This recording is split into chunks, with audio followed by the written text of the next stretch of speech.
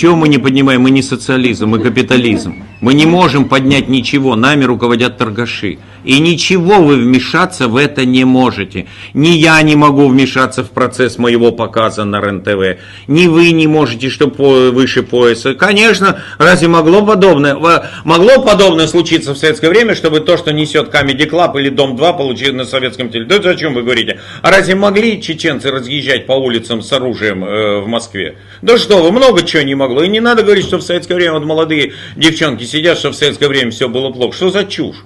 У меня 3000 друзей минимум было за советское время, ни одного не посадили. Ни одного. Что вы придумываете все, что у нас вот так сажали? Мне один бизнесмен говорит, а у меня 5 друзей посадили. Я говорю, перечисли. Он перечислил, они все жулики. Они должны сидеть в тюрьме. А сегодня эти повылезали, они помощники депутатов. Мы живем при капитализме, самом негодяйском строе. Но нам сказали, что это демократия. Нам же внушают это.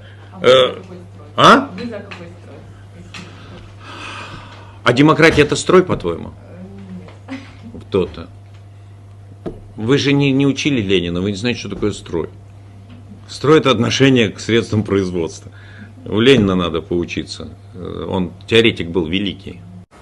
Капитализм, Ленин прав и Маркс прав. Самое отвратительное устройство общества. Почему?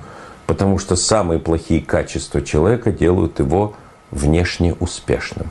В советское время торговцы и потомки торгашей не принимались в научно-исследовательские институты, закрытые, секретные. Их не брали в разведку, их не брали в КГБ. В армию их брали, но они там не были допущены до секретов. У торговцев нет родины, у торгашей. У них где прибыль, там и родина.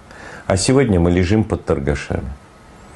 И, наверное, это очень такая беда, из которой очень трудно выбраться.